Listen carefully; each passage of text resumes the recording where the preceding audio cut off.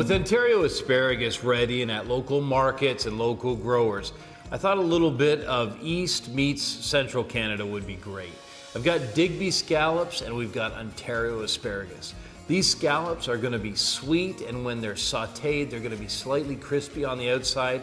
And the asparagus, pan roasted, there's no need to blanch them, no need to prep them, into the pan, and they just love the heat. That little bit of bitterness from the asparagus and the sweetness from the scallops will be perfect. And then we're gonna balance it out with a Chipotle mayonnaise. So the smokiness of smoked jalapenos in a mayonnaise for that creamy richness. And listen, one of the things that I cannot believe every time I look at these stalks is the fact that they're hand harvested. So every single one of these asparagus has been picked with care and then graded out by hand. So given that much care, let's make sure this recipe is a big hit. The first thing I have to do is preheat the pan for the scallops, and then I'll prep them by removing the little nerve that's just on the side. Using a good heavy bottom cast iron pan or a heavy bottom stainless steel pan is really important when you're cooking the scallops. You want to make sure to preheat it, because otherwise what you do is you start to boil the scallops. Now let's have a look and I'll show you the nerve. So there's a slight nerve, so you can see there's a beautiful scallop. I've taken them out of the refrigerator so they're ready to go. But just want to remove that little bit of connective tissue. That little piece on the side is what connects it to the shell and needs to be removed. With the pan nicely heated, it's time to go in with the butter. So don't be shy with the butter, a good tablespoon or more. And then as it begins to melt, get that all over the pan. Make sure there's a good coating. The scallops absolutely love the butter. And then a nice fine grind of sea salt and pepper. Now, this is a one-pan dish, so you could be using 2 pans, but what I'm gonna do is while the scallops are resting, I'll cook the asparagus, so it's actually really simple. So gently lay these in the pan and press down as you do, making sure not to put them too close together. So we'll develop tons of flavor and get a really nice crisp outside while pulling them out just in time so they don't overcook. These have only been sauteing for about 60 seconds. Now make sure to gently season the second side with salt and pepper as well.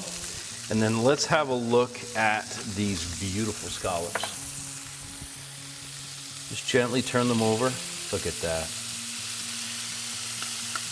Isn't that beautiful? Well, I love scallops. They love the heat. Just make sure that your pan is plenty hot and you'll get these very same results. So after just another 90 seconds, I'm going to turn the heat off, and these are ready to come out. What I want you to do just before you bring them out is just move them around the pan a little bit. It picks up the last little bit of goodness, and then just gently remove them and set them aside so that they can rest. While the scallops are resting, you can see why we rest. Look at how much liquid is being rendered there. We'll be sure to save that and put that on top for the end. But I'm gonna whip up a quick Chipotle mayonnaise. The first step is to, using a food processor, or you can whip this by hand, is to separate the eggs. So I'll take and remove the yolk. We're gonna keep that yolk. And the yolk's gonna go in. We'll do 2 yolks and begin to incorporate the other ingredients. Dijon mustard in, and then we'll process to combine until it's light and velvety. And start incorporating the canola oil. The Dijon works to emulsify. Depending on how spicy you want the mayonnaise, you can put either 1 or 2 whole chipotles in.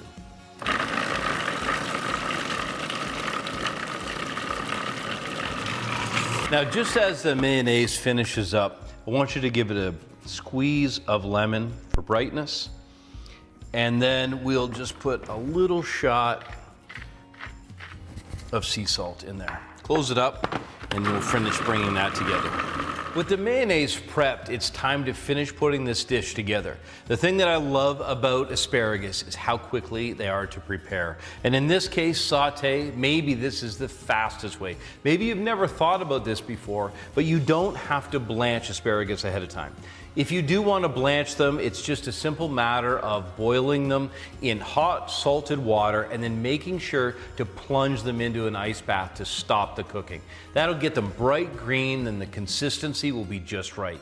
But for saute, all we have to do is first of all find the fresh tip of the asparagus by snapping it. When you find that, you know that that's the woody stem it grew on, and that is the tender, fresh end that you want to cook. So I'm going to finish by prepping that. The one really cool thing about asparagus that you need to know is that they're perennial. And because they're perennial, the plants come back year after year. Up to 18 years, they'll continue to produce, so it's a very sustainable crop. The final step and just before service is to saute the asparagus. So a good tablespoon of butter into the pan. Make sure the pan is preheated. You'll get a ton of flavor from that butter. Make sure it's completely melted. Coat the entire bottom of the pan. And then in with the asparagus. We're going to give them a light toss just to coat them with that beautiful butter. And then salt and pepper to finish. Finished up with some nice salty Parmesan cheese, this dish is complete. You have that bright kind of orange tinge to the really nice Chipotle mayonnaise.